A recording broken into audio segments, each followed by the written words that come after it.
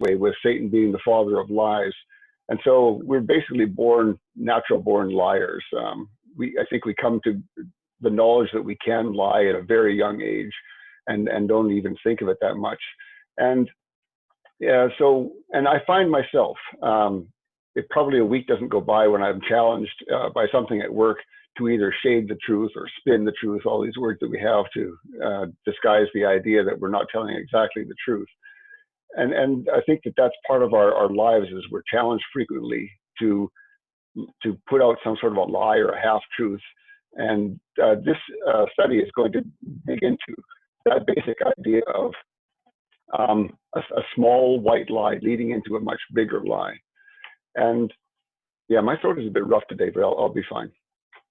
Okay, so Satan loves to get us into these lies. And once he gets one lie on us, he likes to get us to lie again to hide the first lie. And so we tend to build on the first lie and make bigger lies about that. As much as we'd rather not lie, when we do, we would really rather not be known as a liar. And so we tend to hide the first lie with another lie so that people don't know that we're a liar.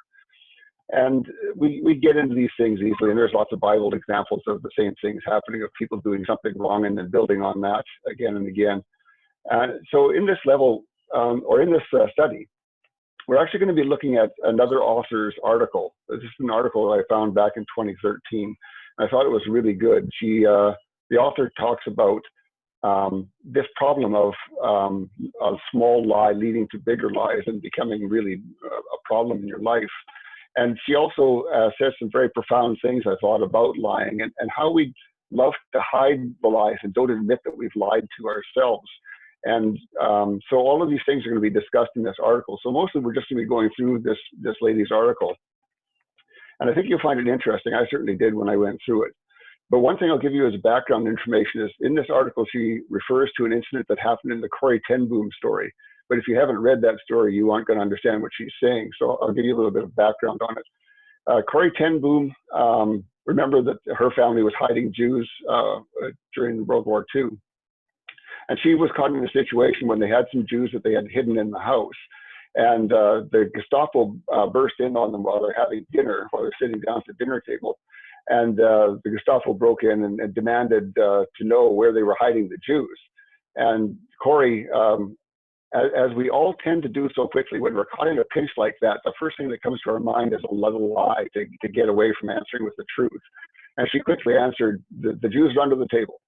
And in a sense, it was true. The Jews were in the basement below the table, but that isn't really what she was doing. It really wasn't the truth. And later, her sister chided her for lying. So when you see that Corrie ten Boom reference coming up in this, you'll understand what the story was behind it. And we often think of lying as just speaking untruthful words, but there's a whole bunch of other ways to lie. And this article will get into that a little bit, about how we often don't think of things as a lie when they really are. And so anytime when a life that we live doesn't match up with what we say, that's a lie. And so if we say that you do something when you don't actually do that thing, obviously that's a lie when you think of it that way. But we tend to shade it down into different things and not think of them as lies. And so we can also use actions instead of words to lie. An example would be pointing at the wrong person to show that person's guilt when you know that that person didn't do that. So, and we can speak true words, but in a way that is intended to deceive someone. And so all these things, hypocrisy, outright lying, and deceitfulness, are all part of the same lying business, the deceitfulness business. And she's going to talk about some things in this article that are related to things that we don't often think about as being lies. Okay, so starting her article now, she says, every person on the planet at times is an Oscar-winning liar. Haven't we all lied without being caught? As the Bible says, there is no one righteous, not even one. Their throats are open graves, their tongues practice deceit. My husband and I, she says, are aware of this reality. We've made a pact. If either of us lies to the other, we are committed to confessing the lie within 3 days. And that's an interesting statement in itself. Perhaps my most common lie is to tell myself I can do things in less time than I actually can.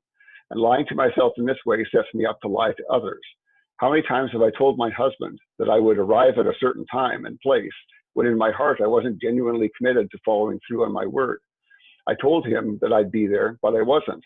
My husband has learned not to trust me because my actions don't always line up with my words. And so that brings up a question here, and we're going to have a few questions as we go through her study.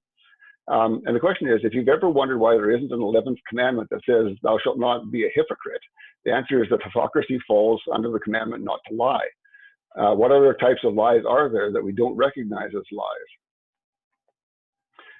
And before you try to answer that, just think about the idea that the answer to some of these questions, and this one is particularly a tough one, because we aren't really good at identifying lies in our lives. And things like she talks about here, where she has committed herself verbally to doing something, but in her inside, in her mind, she hasn't really committed to doing that. And she doesn't care that much if she fails on that commitment.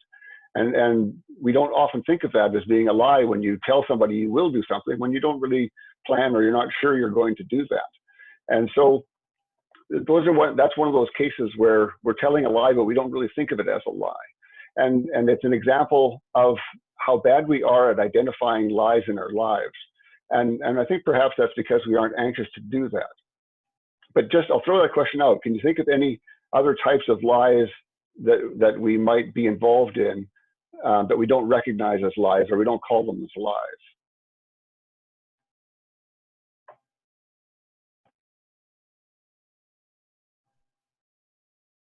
Yeah, if no one answers, I wouldn't be surprised, because that's a really tough question. But it's something. I would say when you tell something to someone, but you just do it just to try to be in good standing with the other person, but in your heart, you know you won't. You're not gonna do it, but you're just trying to please that person and say, yes, I'm gonna do that. Yeah. Like to feel a word. I guess it's similar to the example you gave. Yeah, it is, but it's another flavor of that same thing. It's that idea of saying you will do something when you don't mean to do it for some reason. And maybe you will do it, maybe you won't do it. And sometimes you think that you will do it when you make that commitment, but really in your heart, you know that there's a good chance you're not going to do that. So yeah, those are all part of that same thing of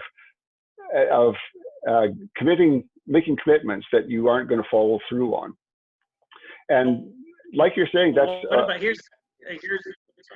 Go ahead. No, I was going to say, what about the big lies in the Bible that turned out for the best? Like about Sarah. This article, we'll get to that. Okay, all right. Yeah, she's going to get to that. We're just starting out here at this point with kind of the basic understanding that we don't always recognize the lies in our lives as being what they are. We'd like to think of them as other things. And so why don't we move on to the next of what she says here. She says, to justify myself, I'd like to view my tardiness as a minor character flaw. So she'd like to just think of it as, that's just the way I am. It's just not really a lie. It's just sort of a character flaw. So in other words, I'd like to be untruthful about the selfishness that characterizes my way of managing time. I think that's kind of profound. Early in our marriage, I argued vehemently that lateness and lying are unrelated matters. I didn't want to see the truth because the truth indicted me. So, and she's still on that topic, that idea of a lot of things in our lives that are lies, we don't want to see as lies. And so another question here, and this is another one that's kind of a self-inspection question, not one that you're probably going to be able to answer outright, but something to think about. One way to justify doing things that we shouldn't do is to dismiss them as minor character flaws, as she says. That lets us work on big problems in our lives and ignore these. And so that's a thought that we can get into, is the idea that minor character flaws are less important than major character flaws that we have identified. And we can leave the minor character flaws alone and just work on the big ones. And that's one of those tricks that we tell ourselves to allow ourselves to do things that are wrong, because we treat them as minor things when they're not minor things. And so that's one of those things to think about. It's not so much a question you can answer here, but what minor character flaws do you have? And so just think about that as we go along here, and maybe after the study too, think about that. Because it's only through this kind of inspection of your life that you'll find out things in your life that aren't truth. Okay, so she continues on. It's not fun to be reminded of the humbling fact that everyone needs to be prompted, indeed regularly goaded, to be truthful in our speech and in our hearts. All of us are susceptible. We all know what it's like to take refuge in the escape route of lying. When it goes unchecked, we hardly even notice how far we have drifted. We probably all have seen a leader who intimidates and blames instead of owning the mistake that everybody knows the leader made. And so there's another example of someone not owning up to what they did and putting the blame on somebody else. And that's one of the techniques that we do to try to excuse the things that we've done. And I know from work, whenever you make a mistake at work, and who doesn't make a mistake, it's hard to admit to that. It's hard to say, "Ooh, man, I goofed on that one," and really fess up to that. Instead, we like to shade the truth a little bit or bring in other people as sharing the blame. Things like that are the techniques that we use to get away from accepting the truth that we didn't speak the truth. And so she continues on by saying, lying is more perilous than it seems. It's more Satan-like than Christ-like. Jesus referred to Satan as a liar and the father of lies. By contrast, Jesus declared himself to be the truth. So now she gets into, aren't there exceptions? And the prophet Jeremiah said, the heart is more deceitful than all else and is desperately sick. What is so indicative of our human fallenness is the universal tendency to minimize the treachery of lying. We want certain forms of lying to be okay. We are quick to remember Rahab and Corrie ten Boom, citing them as saintly liars. Or maybe we say that refusing to lie is somehow itself unloving. More than one person in reading a draft of this article expressed the concern that if we all told the truth all the time, we'd be rude. The 1997 Jim Carrey comedy Liar, Liar comes to mind. There's a picture from that here where he's trying to speak a lie, but it just won't come out of his mouth, if you remember that story or that movie. So the 1997 Jim Carrey comedy Liar, Liar comes to mind. Carrey's character gives a comical rendition of what happens when people are so honest that they don't edit what they say about others. So question 3 comes up. We use the phrase wiggle room. I don't know if you've heard that one. That's one that I hear on TV quite a bit. And wiggle room is the idea that we have some freedom to adjust our previous statements or previous decisions, and that truth isn't always hard locked in. So although we may have committed ourselves to do something, we aren't doing that thing. And we want to kind of later on change the truth of what it was that we spoke before. And so this wiggle room idea is that. And so the question is, why do we want this ability to shift the truth, to turn away from what we once said as being true, to adjusting that to being something new?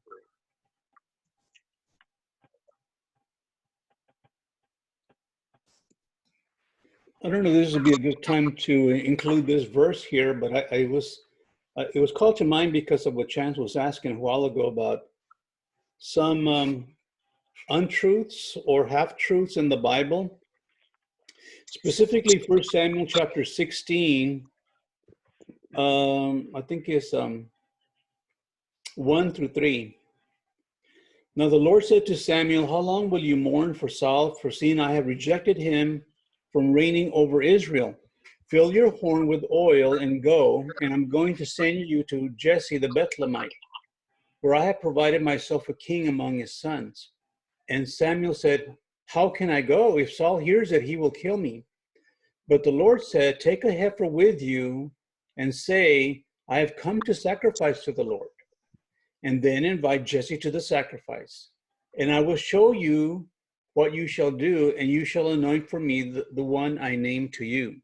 Now, we're not calling that, we're not saying the Lord is lying, of course, because he cannot lie. However, I think we need to get a better definition for what a lie really is. Because in this case, if we're saying this is not really a lie, well, then how often do we do that? You know, we have some motivation to do something, but then we pretend we're doing something else. You know what I mean? Mm-hmm. So I think that's what Chance was talking about, more or less, right? This is not the only instance, of course, right? Yes, I mean, there are other things I was, specifically going to get to when they tricked when Sarah and Jacob tricked who was it, Abraham, you know, by putting the fur on his arms. I mean, did they actually lie? I mean, they just sat there and allowed him to believe that it was his other son. I mean, that's kind of like when you ask little kid will like lie to you about something, and then you'll catch them, and like Isabel do that sometimes. I'll say, "Why did you lie to me?" She goes, "I didn't lie to you. I tricked you." I said, "You weren't tricking me. You were lying to me." "No, I just tricked you." So I mean, there's that a lie where you don't actually, words don't come out of your mouth, but what you're doing is very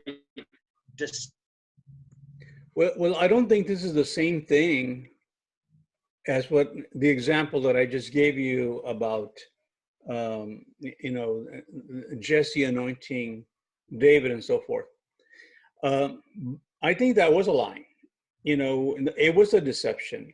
And the reason I believe, I'm pretty sure that is because later on, Jacob was deceived and God was paying him back. He was showing him, how do you like the deception now? How do you like being tricked yourself? You see?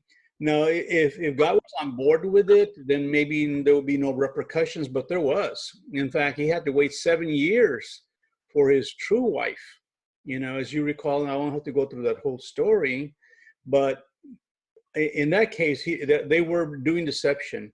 And the funny thing about that instance is there was no need for that lie, because God had already decided Jacob was going to be the guy. He was going to be the one, but God was going to do it in his own. In pretty much the same way with Abraham and Sarah, that child was going to come, you know, but they just didn't want to wait on the Lord. And what happens when you don't wait on the Lord? You wind up lying, you're cheating, and doing all kinds of crazy things just to make it work. And I think we need to be very careful about making the distinctions about those things. Yeah, that's a good point, is we sort of need to define what a lie is.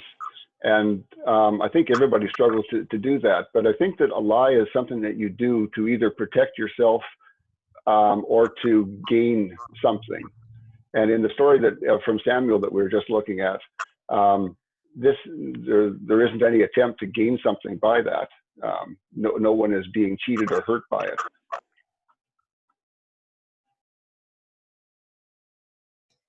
Yeah, that's true. And I mean, he really was going to sacrifice. I said, well, just go sacrifice, you know. So he made it true.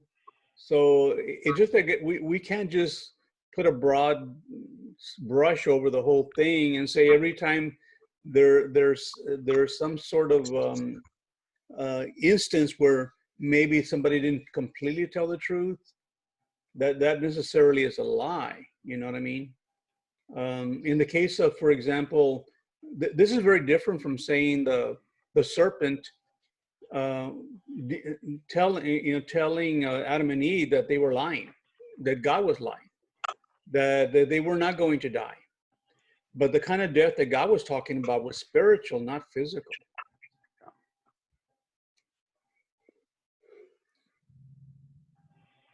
Okay, we'll keep on with the study. So the author continues on here saying, there's a big difference between blurting out rude thoughts and being truthful, just as there is between gentle tact and lying. I wonder if we're defensive about everyday white lies because we are too lazy to find creative ways to speak the truth in love. My sense is that most of us are defensive about our lying because we are defensive about ourselves. We are slow to face the truth of the contrast between our character and God's character. According to the scriptures, God himself does not lie. In his holiness, he is incapable of lying. As the Apostle John put it, God is light. In him there is no darkness at all. Lying can't be other than sinful because God can't do it. If lying were ever righteous, then there would be something righteous that God cannot do. It is clearly not God's plan for people to harbor darkness or deception in their hearts. Even though God might use us when we lie, it doesn't mean we are not sinning when we do. And so that kind of addresses what we were talking about just now. and maybe we've already answered question 4.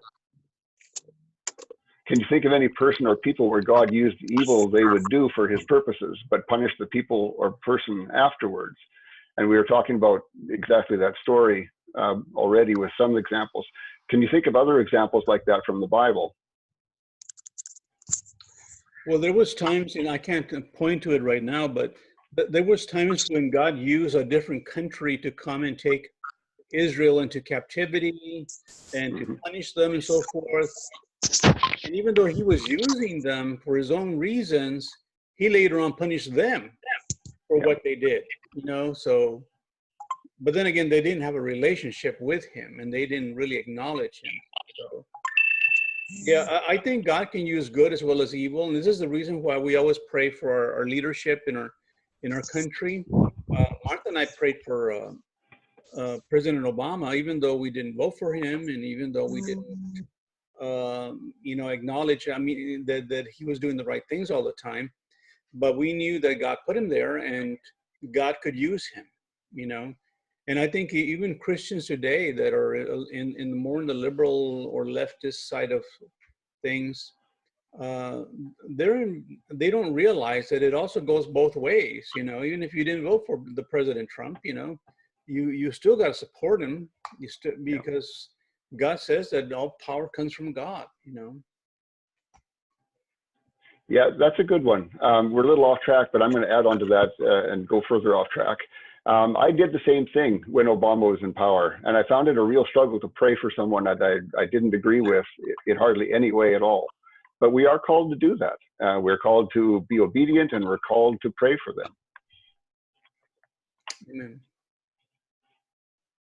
Okay, back to the article then. So Rahab, and we talked about Rahab earlier, was commended not for her lying, but for her faith. Her good deed was that of welcoming the spies in peace. By faith, she risked her life, trusting that spies would later save her and her family, even though she was a harlot. Rahab feared the Lord. She trusted the living God more than she feared Jericho's king. But she did not trust God to the point of watching how he would save her if she replied to the king in truth. Something similar can be said of Corrie ten Boom, who saved a number of lives by hiding Jewish people from the Gestapo. Indeed, she was remarkably heroic. But when she lied, she wasn't imitating God. Ten Boom's situation, like many other situations, was so tangled up in sin that it seems like her best option was to lie. What Ten Boom's case shows is not that lying is honoring to God, but rather that human circumstances can degenerate into something so depraved that lies get mixed in with acts of faith. So it's really saying things can be very complicated sometimes, and especially when you're breaking the law, but you're doing it righteously, and you get into situations like that when you do that. And as we're just saying, we're normally required to obey our leaders, but there are times when leaders can make decisions and set up laws that are wrong. And this is an example there. So they found, the Ten Booms found themselves in a situation where they wanted to obey God, but obeying God meant not obeying man. And that put them in a situation where they felt that they sometimes needed to lie about what they were doing. I agree. We're kind of going through that. I've seen some churches post in social media that they're very angry and bitter in the sense that they're not allowed to worship in a house of worship, and so it's almost getting to the point where some people are starting to make a decision whether to obey God or obey the king, the government. You know, I personally believe that if they're the will of the leadership in this world, whether in this country, if it's in opposition to God, you have to make a distinction and make a choice there, and it's not an easy one. Mm-hmm. We haven't been put in this situation before, and it's a little bit disconcerting, I think. Yeah, absolutely true. And difficult times like this are coming for all Christians. Okay, so the question that we get to next is whether we necessarily break the law as above in the stories, or something as small as having agreed to keeping a secret. We can find ourselves knowing something we don't want others to know. How can this lead to lying? So let's say your boss has told you a secret. How can that lead to lying? If you follow up what you've been told not to say, or keep it closure, I guess. Make believe the people, I guess. Mm-hmm. Well, I've been in meetings before in my school where the department chair or the vice president or the president will tell us this is in confidence. You can't tell anybody about this, about what we're going to do. Is that a lie because we don't tell anybody about it? I don't think so. No, that isn't a lie. But what if somebody comes up to you and says, did they talk about, or let's say they were talking about cutting staff. Did they talk about cutting staff in that meeting? Now, if somebody asks you about what has been said, now how do you answer? Yeah, that's a good point. That certainly happened to me when my manager told me, "Don't worry, you're not going to get laid off. We merged with another company. This was many years ago." And he said, but don't worry, it's gonna be okay. Nobody's gonna get laid off. And then next Monday we were all laid off. So yeah, he lied. Yeah, he lied. I was in that position. I don't think I could have done that, but he lied about that. And so that's really a problem with holding a secret or information that other people don't know that you're not supposed to be revealing, is that it can cause you to be in a situation where you feel like you have to lie. And that one is a particularly bad one. I've been in situations like that in work as well, where someone thinks they're doing you a favor by telling you something that other people don't know. And then someone comes up to you because this is going around the rumor mill, and the rumor mill comes around to you and somebody asks you if you know anything about it. How do you answer? If you say yes, but you can't say anything, well, you weren't supposed to let anybody know that you knew anything. And if you say no, then you're lying. And if you say anything that's obscure, people know that there's something going on, and you're just adding to the rumor mill. So those are tough situations in our lives where we feel that pinch and feel like a lie is what we need to do. Yeah, I just still keep coming back to the one about the hiding of the Jews, because if she had told the truth specifically where they were, the odds are You're breaking up. that they would have got. Okay, you broke up really badly there. You froze up too. Yeah, I know what you're talking about. Yeah, Are you there? Can you hear me? Yeah, we can hear you. We can now. Okay. Sorry. So, I mean, the one that I come up again is the one similar to the woman hiding the Jews, which is somebody comes to your door, you open the door, it's somebody with a gun and says, "I'm here to kill your child. Tell me where your child is." And you can either lie and say, "Well, he's not here." But if he's in the bedroom, if you tell the truth, you say he's in the bedroom, and you're trusting that God will somehow protect him because you told the truth, and the guy goes in the bedroom and shoots and kills your child, then you're left with saying, well, it's still somehow for the best. He just wasn't meant to live, and it was in God's plan that he was meant to die, but it's still the best thing that I told the truth, right? No, you're actually not giving God full power. This Corey ten Bloom situation was allowed by God because God knew that she would tell that lie. Now, God wouldn't have arranged that if he had known you were going to tell the truth. So you need to go back further in the chain and understand it that way, that God has a much bigger plan than our human minds can get around. And so he allowed that situation to come upon them because he was going to use what he knew was going to be a lie. It's complicated. Oh.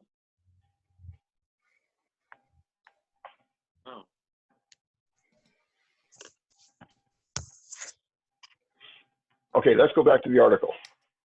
Keep moving here. Okay, to some, the stark conclusion that all forms of lying violate God's holiness will sound unreasonable or extreme, too black and white, and dismissive of the intellectual difficulty of the matter. I see the main problem as spiritual. I think we find it hard to confess the evil of lying because we fail to embrace the full goodness of the truth. The part of the debate extends to whether we can even know the truth. Yes, God alone knows with 100% accuracy exactly what the full truth is, But given that we're created in God's image, we are endowed with the ability to know. Even as fallen human beings, we can know what truth is. There is wisdom in the adage, everybody knows what truth is because everybody knows how to lie. People know what they're willing to know, says Dallas Willard, echoing the prophet Hosea. It is no coincidence that being truthful about sin was socially prohibited in Hosea's day, right when the culture of God's people was deteriorating. Likewise, in our decaying civilization, the word sin has become taboo, even among Christians who loudly cry out injustice. In our day, ironically, we speak of the great need for social justice, but we say little about repenting of the sins that make the world unjust. We aren't talking much about the lies that imperil people's safety. So I think she has a lot of good thoughts in these words of hers. And the question I've brought up here is justice, and she speaks of injustice there, is justice linked to truth? And if so, how?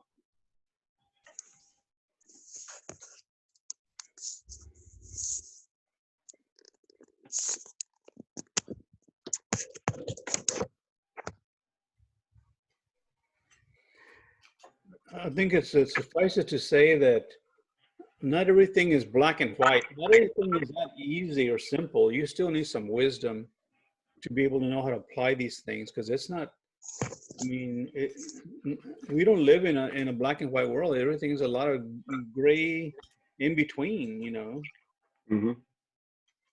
It's complicated. It is very complicated. And we've been talking about situations like that really challenge a person. And so is justice linked to truth? I think so. I think truth is essential to justice.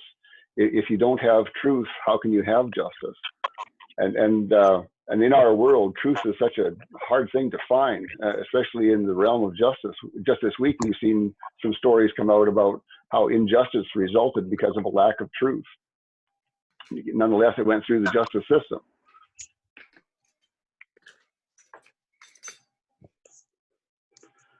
So going back to the article, it's painful to be truthful because there is much to grieve in this shattered, beautiful world. In order to be truthful, we must be willing to grieve, that is, to face hard truths that are disappointing and upsetting. It's tempting to pretend that things are better than they are, as if the world were not in dire need of Christ's salvation. It's also tempting to despair and fall for the opposite lie, that things are just so bad that they are hopeless.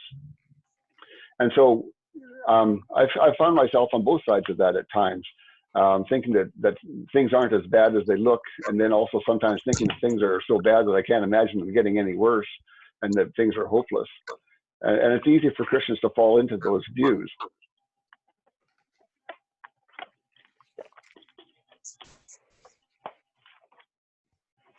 Whatever tempts us most, whether it is a white lie of social convention, a lie embedded in a broken promise, a workplace lie of self-preservation, a lie mixed in with an act of truth, an act of faith, the lie that the world is fine without Jesus Christ, or the lie that Christ's salvation isn't enough, the temptation to lie is very real. And lies, as we shall see, tend to proliferate. And that takes us to kind of the core of this, is the 7 levels of lying. And this comes something that this author that we're looking at is quoting another author on. And he talks about these as being the 7 degrees of descent. And she calls them the 7 levels of lying. And I think it's really about lying, so I think her name is better. But the first step in that is that you tell a lie. And that is, in our lives, as we've been saying, we are in many situations, caught in places where we feel that we need to tell a lie. And she talked about preserving ourselves at work or doing whatever we can to achieve something. It's so easy to get out that first lie. And she says a single lie can become a match that lights a bonfire. Unless we confess the truth about our lie, we are probably on our way to level 2 in this step. And we'll get to level 2 in a second. So what the point is, once you've made that first lie, you need to get out right away. And the way you get out of that lie is to confess the truth about that lie. And if you remember earlier in this discussion, she and her husband had said that within 3 days of realizing that they had told one or the other a lie, that they would confess that lie. And that confession, I think, is a good thing as a way to get out of a lie. I think it breaks that habit of lying that we can build up if we aren't careful. And the spouse is somebody you should be able to admit to that you told a lie. And that's a pattern, I think, that is good for us, is to recognize that we've done it and to get out of it. Because if we don't get out of it, we can get stuck in it and go deeper. And that's where we end up with level 2. The mic's back on. The mic's off.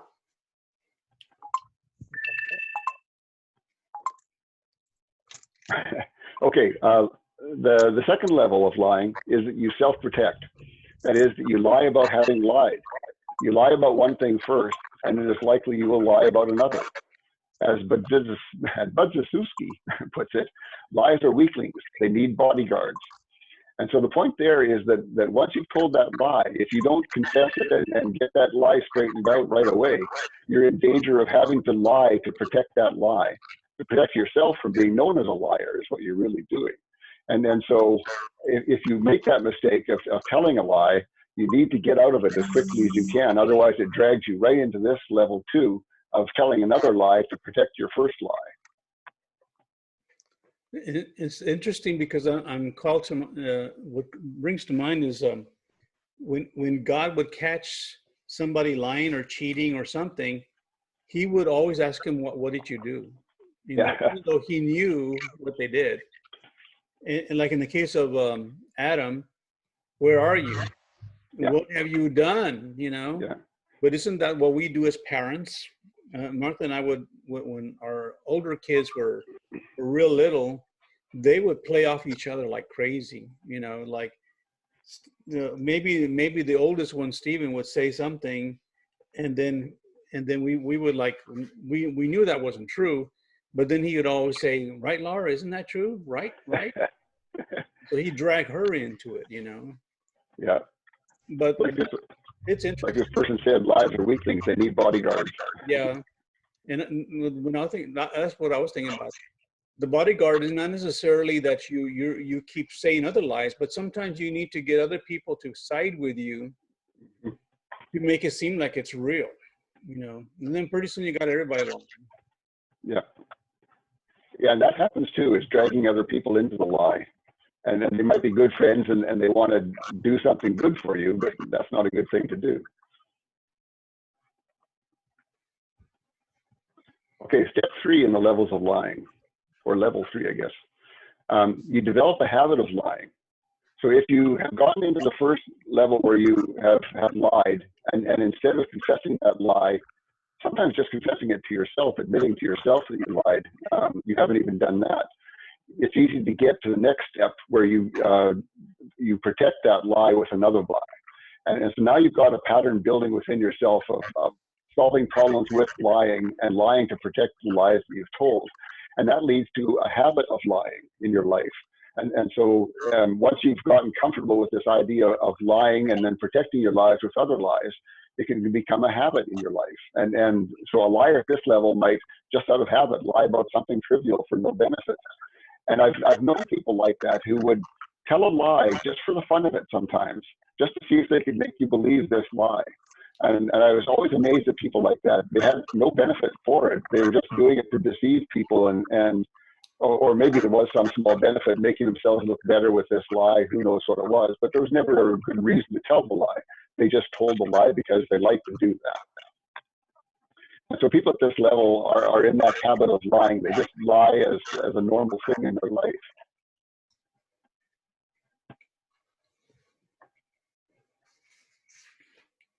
I think we're more tolerant of people lying though than because it's like it's expected, you know. You're not really. I mean, you feel like, oh, they're not perfect. In the case of technology, though, that I think Stan and I are aware of, if there's a falsehood or something that is not true that comes from a machine, we just don't trust it anymore.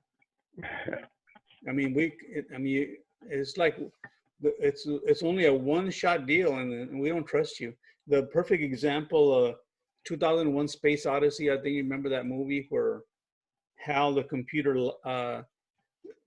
made a mistake, And then he started lying and lying and lying about it, you know, and pretty soon he tried to cover it up. And so that's what we are with the technology and machines. You know, we want them perfect, but it seems like we have a lot more wiggle room, as we said before, with people, and we're willing to just look the other way a little bit more often, you know, kind of wink and nod and whatever, you know. Yeah. Yeah, that brings up a good point that related to that. When you get into this practice of lying, people, you like to think that your lies have never been found out, but a lot of people do find out what your lies are or recognize them right away. And that affects their view of you, and they start to be treating you as untrustworthy. And pretty soon, everything you say is in doubt, and they have to go to somebody else to make sure it's true. And at home or at work, that can be devastating if people can't trust what another person says. Okay, step 4 is you self-deceive. And this always amazes me, but humans are excellent at deceiving themselves. And so at this level, you now believe the lies that you are telling others. We can lie so effectively that we even lie to ourselves. We self-deceive.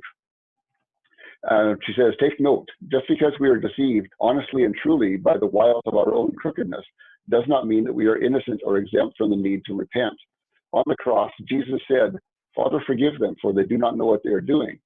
Jesus' prayer suggests that sins committed unknowingly are still sins in need of forgiveness. Lying is sinful even when we do so subconsciously. It's important to understand that self-deception is self-imposed. To be deceived by someone else or shielded from the full truth is not the same as self-deception. Self-deception is a vice. And I think that that's a really good point there, is that at some point we are uncomfortable with the lies that we're telling, and we start to need to lie to ourselves first to make ourselves comfortable with the lie that we're telling. Does that make some sense that way? So the first lie is to ourselves so that we can lie to others about it.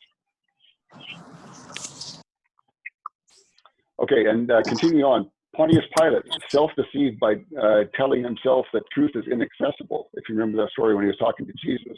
When face-to-face with Jesus, Pilate guardedly asked, what is truth? Pilate had a motive for not wanting to know the truth. Pilate wasn't willing to be seen in the light of the truth of his own cowardice. Pilate's very question was pitted against the truth of his own poor character, in contrast to the innocence of Jesus. So Pilate found himself in a difficult situation there.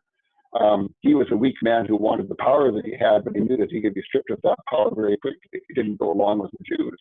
And so he went along with the Jews, knowing that Jesus was innocent, and he'd already pronounced Jesus innocent. He went along with them. So that's another example of lying by going along with people when you know that that's not the right thing to do. So at level 4, a person enters into denial. He stops looking at his internal moral compass and therefore ceases to feel guilty anymore. And then he does that by lying to himself about the lies that he's telling. And at that stage, you're in a pretty bad state. But see how all of these are a level of things that build up if you don't get those first problems, those first lies out in the open and get them aired out and cleared out. So level 5, you rationalize. Now you not only believe the lies are not lies, you justify the lies as a positive good. Now the lying is not just a part of normal life, but a virtue. It helps the company grow, it saves jobs, and so forth. This is the type of thinking that contributed to the scandals at Enron and WorldCom and to the 2007 subprime housing debacle. Level 5 lying is especially tempting at the leadership level. One of my mentors warned me to be careful in taking on the deanship at A.W. Tozer Theological Seminary. He said, the higher up you go in an organization, the harder it is to tell the truth. A lot of times, the lie is justified for the sake of the institution or some other larger good.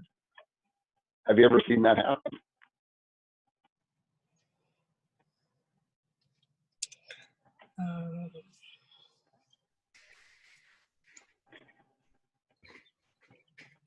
I know with the corporation that I work with, there are definitely things that they do that they know aren't in the best interest of the customers, but they do them anyway. And that's really the same thing. They believe that they're doing the right thing, even if it hurts some or all of the customers.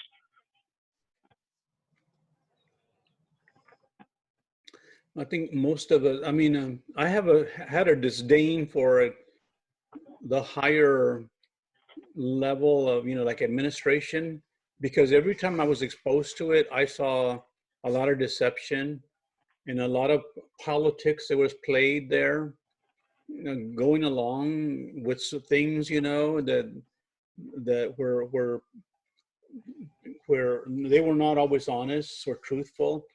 Yeah. So every time they were trying to bring me up to a higher level of administration, I realized I didn't want to go any further than that. So I just put in my little time there, as a chair or whatever.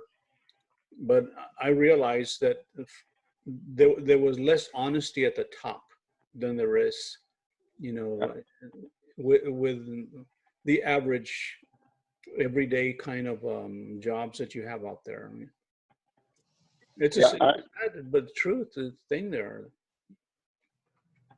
Yeah, and I think that that's probably true to small extent for some companies, to larger extents for all companies, but it applies, I think, to all companies, is that once you get enough levels of management, somehow it happens that you get to this place where the truth becomes something that you have rationalized away, and now you're doing things because you think they're good, but you know inside that they really aren't good for all the customers, and you're taking advantage of the customers. I don't know why that is that happens, but you see that in governments as well. Governments tend to corrupt at the top for probably the same reasons. Yeah, the government sometimes will withhold the truth because they're afraid of panic. Mm-hmm. They're afraid of people getting hysterical or whatever, so they try to keep everybody calm by telling them everything's just fine, everything's okay. Yeah. And I think it's right back to the second sentence here. Now the lying is not just part of normal life, but it's a virtue. You're doing something good. You're keeping people from panicking, you're keeping people from doing wrong or crazy things. And so you can justify the things that you're doing on that basis. And you use those justifications to do wrong and to lie. So it's definitely a real problem in those levels of government and levels of companies too. So continuing on, level 5 lies happen in the personal realm too. You don't understand, says the adulteress. My husband and I never had a real marriage. We have had 30 years of cohabitation and child rearing, but nothing like what I have had with my new lover. He and I are experiencing love for the very first time. This is not adultery, it is love. And so that's another case where you've given yourself a reason to think of this adultery that you're doing as a good thing. For the first time, you're experiencing true love in this relationship. But as we know, an adulterous relationship is not a godly relationship. And so you can do bad things and rationalize them this way. And that's what this level 5 is about, is find rationalizations for the things that you're doing and the lies that you're telling more on topic. Okay, going further down into level 6, you develop your technique, and I label this becoming a pro. And I've known some people, or known of some people, who had done this. They really practiced to become a good liar. So the main technique is to compartmentalize your lies. You start isolating statements, ignoring what was said in other contexts. Level 6 liars are often found in the upper echelons of bureaucracy. A level 6 liar might smoothly move from one constituent to another, saying each of these things, swearing in each instance that he is telling the truth. So he would say to one person, this institution is going to stay true to our stated core values. Then to another person, he would say, please don't pay attention to our stated core values. Those were written by a committee who no longer works here. And then he might say to another person, core values reside in people. It really doesn't matter what is stated on paper. Then to another person, don't let those stated values stop you from giving. It's long been public knowledge that I myself disagree with 3 or 4 of them. Then to another person, he might say, I can assure you that our stated core values serve as our guiding compass. So a person at this level is spreading out different lies. He's telling the right lie to the right person is what he's doing at this level. And so for every person, he's got the perfect lie for that person to hear. And that really is a satanic kind of thing to do, is to target your lies like that. And I've seen that, and this doesn't just happen in bureaucracies. There are ordinary people who do this as well. Not only do they tell different lies to different people, but they keep track of which lie they told to which person. And so if two people get together that they've told different stories to, that can be a problem for them. And so at this level, you're keeping track of the lies that you told people in order to be able to defend those lies later on if they ever come out.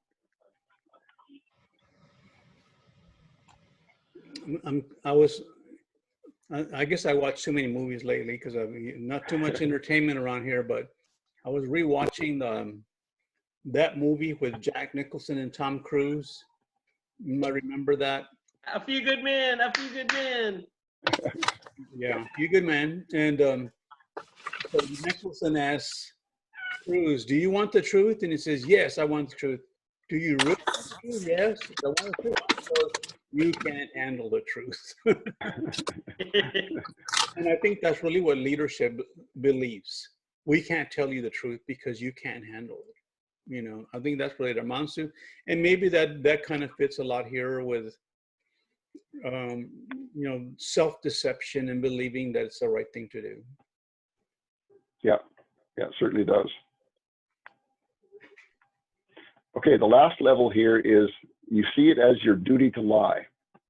Level 7 lying flips duty on its head, making lying mandatory. For example, in a dysfunctional family that operates at level 7, grown siblings might kowtow to a parent for the sake of keeping dark family secrets hidden.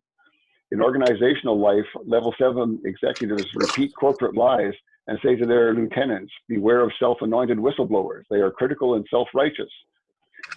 Level 7 liars stone the prophets. So because people are created in the image of God, we can't simply lie without trying to seem truthful in some way. That explains why level 5 liars take pains to rationalize their thinking, and level 7 liars assume the pseudo-upright posture of being dutiful. And so that really kind of summarizes the whole thing, is that as you get deeper and deeper into this, you know that you're lying, and you have to find techniques to make this acceptable to yourself. At level 5, you start rationalizing things, and earlier on you had lied to protect lies. And so you get on the staircase of down steps, and you find yourself assuming that you are doing your duty, that it's actually your duty to lie to people and tell them a lie. So those are the level steps, and they're steps down, not steps up, of course. And so keep that in mind. I pray that none of us would ever get into the 5s, 6s, or 7s there, but it's very easy to start with a 1 and then get locked into a 2 if we aren't careful about that thing. So we also have to monitor ourselves and keep track of what we're saying, and always be sensitive to the Holy Spirit speaking to us, poking us, and saying that wasn't quite true, and listening to that, and getting out of those situations when we find that we've told a lie, and breaking that lie apart so it doesn't hang around to cause us more trouble later on.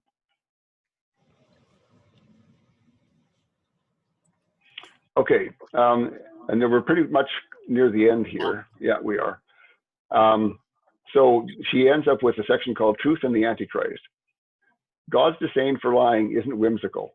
Lying is sinful, not merely because the Bible says it is wrong. The Bible says lying is wrong because untruth violates truth.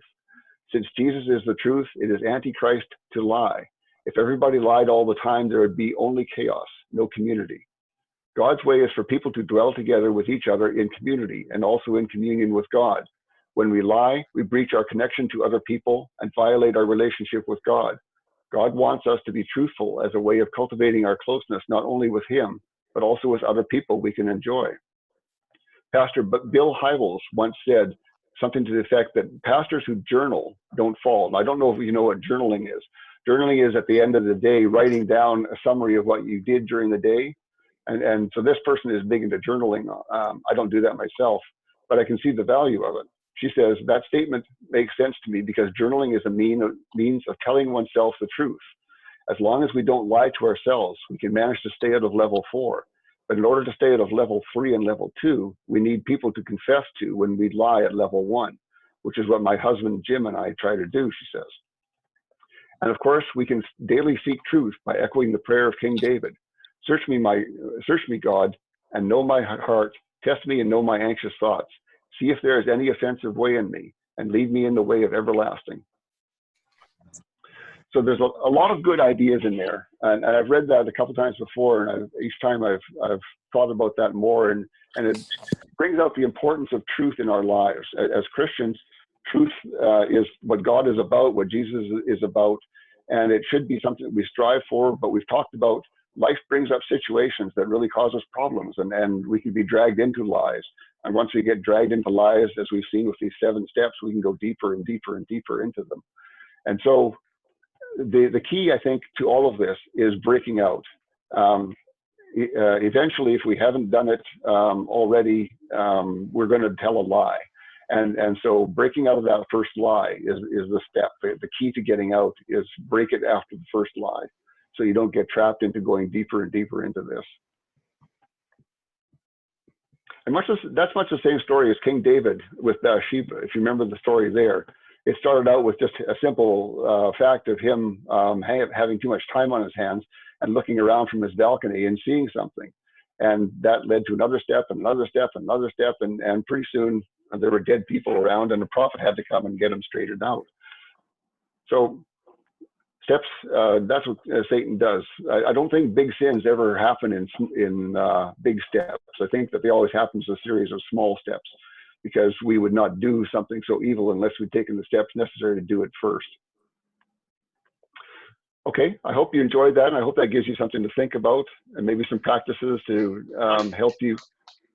One more question, and I know that Pastor Joe or Stan will be able to give a ready answer to this, but this is something that I was thinking of, because we know that God is incapable of lying. He's also omniscient, so he knows every single thing that is going to happen forever. So there were some examples back in the Old Testament where he would say, that's it, I'm done with it, I'm going to destroy these people. And then Moses or somebody would say, no, God, please don't destroy them. And then he'd say, okay, I've changed my mind. So if he knew that he wasn't going to destroy them in the first place, when he said, I'm going to destroy these people, was he lying? No, it's what Pastor Joe was talking about earlier with children. We will often tell them things to get them to say something back to us so that they will realize what their state is. And so I think that that's what's going on here. God is telling, and this happened to Moses as well at the top of the mountain. He said, I'm going to destroy those people and make you the person to take over for them. And Moses says, no, I don't want that to happen. I want them to be accepted again. And so he's saying these things to evoke a response that's to their benefit. Okay. Yeah, that makes sense. Yeah, well, God has no limits. He can do anything he wants. But in the case of us, we have a lot of limitations. And because those limitations are in place, we try to circumvent them and get around them by lying. But God has no reason to lie.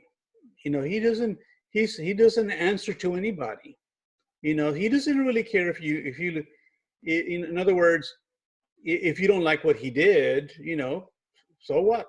He goes, get over it. You know, he's not going to lie about what he did, for example, or he's not going to lie about some things. But I agree with what Stan was saying in that instance. A lot of times he would tell us something just to see what we would arrive at, you know, how we would respond. You know, he already has things planned, but he gives you latitude. He gives you free will.